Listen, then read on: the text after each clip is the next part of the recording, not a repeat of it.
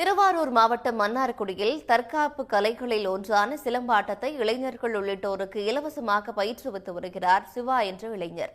இது தொடர்பான செய்தி தொகுப்பை காண்போம்.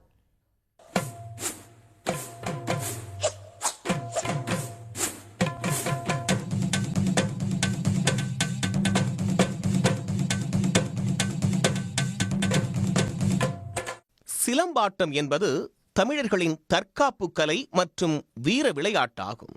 நீண்ட தடியை கொண்டு எதிராளியை முன்னேற விடாமல் தாக்கி வெற்றி காண்பது இந்த விளையாட்டின் மகத்துவம். தமிழகத்தில் எத்தனையோ விளையாட்டுகள் இருந்தாலும் சிலம்பாட்டத்திற்கு என்று தனி மதிப்பும் பெருமையும் உண்டு.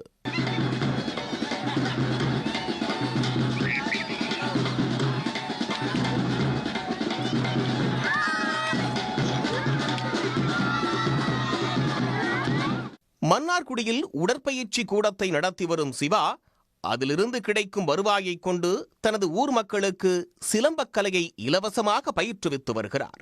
சிலம்பக்கலையை பாதுகாக்கும் நோக்கில் இதனை செய்து வரும் சிவா, ஊதியம் கொடுத்து ஒரு பயிற்சியாளரையும் நியமித்துள்ளார். இதில் நிறைய மாணவர்கள், நான் பல தடவை வந்திருக்கேன், நிறைய மாணவர்கள் வந்து மாநில அளவிலையும் மாவட்ட அளவிலையும் தேசிய அளவிலையும் நிறைய பிரைஸ் எல்லாம் அடிச்சிருக்காங்க.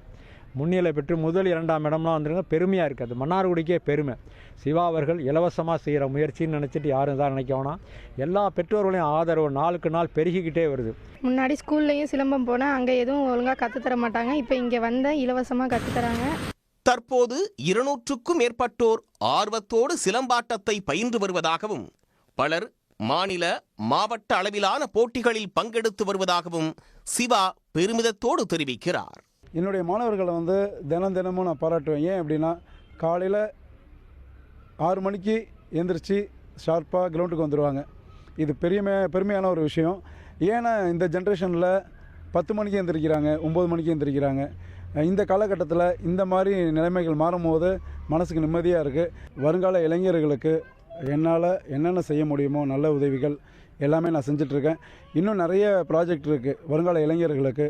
பல்வேறு விளையாட்டுகளை ஊக்குவித்து வரும் தமிழ்நாடு அரசு விளையாட்டு வீரர்களுக்கான 3% இடஒதுக்கீட்டில் சிலம்பத்தையும் சேர்த்துள்ளது குறிப்பிடத்தக்கது. சன் செய்திகளுக்காக மன்னார்குடியிலிருந்து செய்தியாளர் டி. சசிகுமார். உடனுக்குடன் செய்திகளை தெரிந்து கொள்ள சன் நியூஸ் பெல் ஐகானை கிளிக் பண்ணுங்க.